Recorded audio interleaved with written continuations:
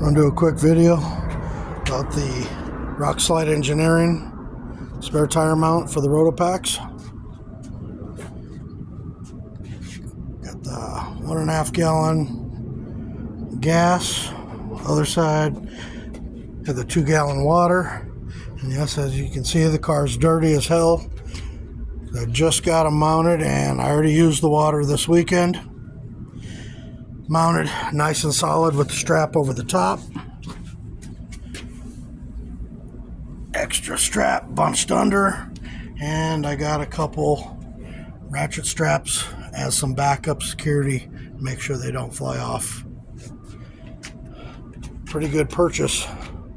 I haven't seen a Crosstrek with them on there yet, and can use plenty of the room. I'm going to use the top of the strap to mount my traction boards crossways.